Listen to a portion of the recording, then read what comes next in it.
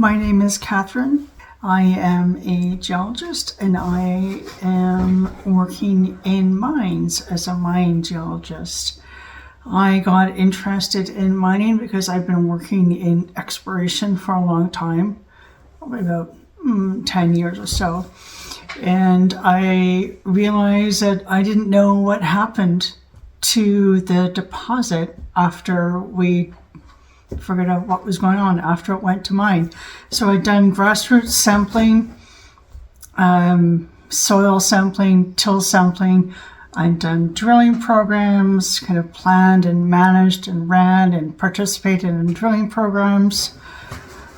I hadn't got a clue, I didn't have a clue as to what happened in mining once the deposit actually progressed from exploration into mining. So I got into mining to see what the next step was, and it's great.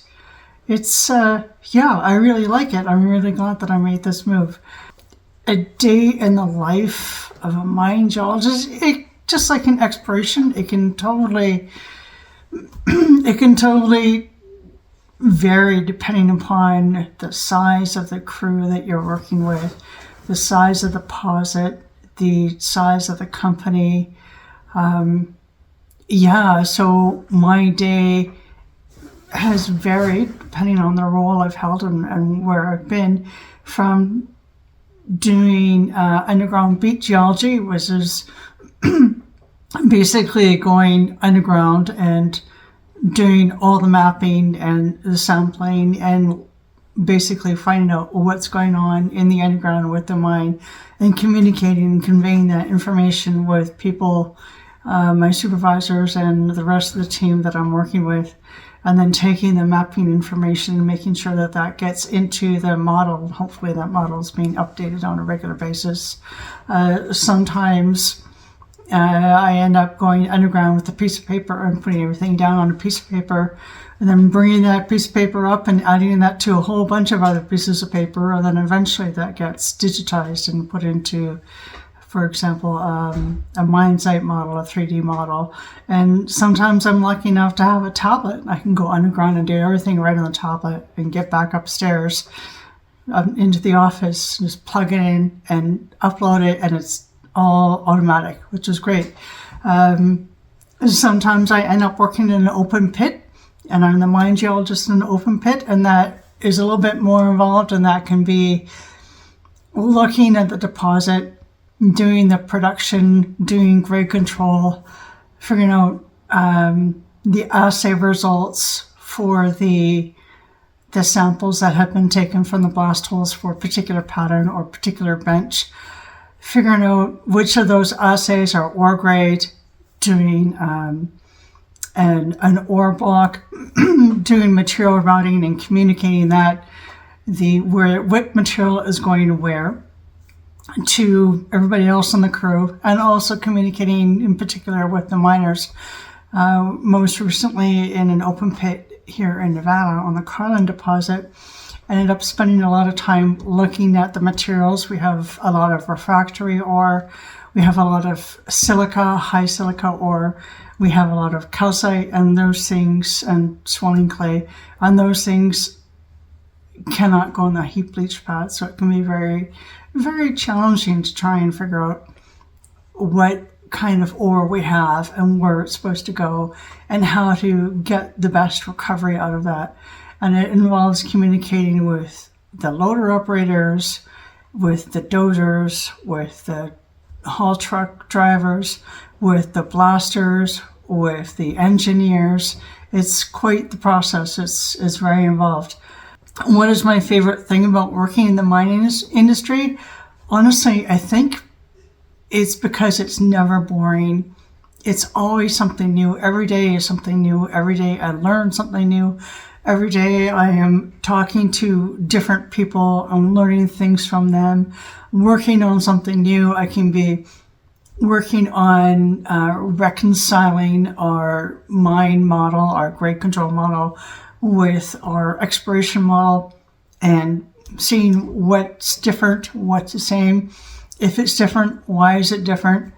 I can be looking at the material types and trying to figure out the correlation between the material types and the features that we have in the geology with respect to structures or particular lithology. It's hydrothermal alteration or something completely else, something completely different. I can look at the material and look at the assay results and then go and look at the shot muck, look at the material and realize that the two don't necessarily correlate. So then I have to take into account the movement of the material. And then I have to take into account how the type of material that we're blasting or we're mining is impacting the movement of material and what's going on. And then I also have to look at the type of material and how the lithology can impact the ore. If it's related to lithology, if it's related to structure, if it's related to something else.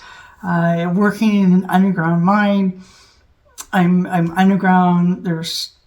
I have to talk to the miners, and there's always something new I can learn from the miners. Where we are at the face, what the structures look like, how they're impacting the ground stability, if we need to worry about shotcrete, if we need to worry about extra support. It's so varied. It's non-stop learning for me. And I meet so many different people from all over the place with so many different backgrounds. And these are people that I probably wouldn't really interact with or get to meet if I weren't working in mining. And I find it's really interesting. Working in mining hopefully it helps me keep more of an open mind, and it helps me really meet and interact with people that I normally wouldn't associate with or wouldn't get to meet. And it introduces me to new ideas and to new ways of thinking and to just different environment. I think is really awesome, and I love it. But that being said, mining can be really challenging, and the one thing that I would really like to change about mining is the fact that it can be very volatile with respect to the work environment. On some years, I've been working in a mine, and I have people calling me, and they're wanting to hire me away from where I'm working. And some years, geologists are the first people to be laid off when the market is poor, when the resource is less than what we expected, or we're having difficulty with raising money, or equipment breaks down, or there's staffing issues. Geologists are the first ones to be let go, and it sucks.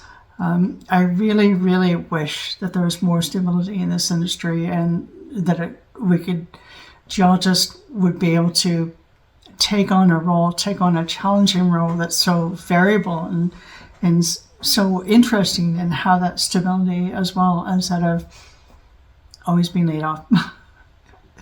But it can be good. It's just a balance.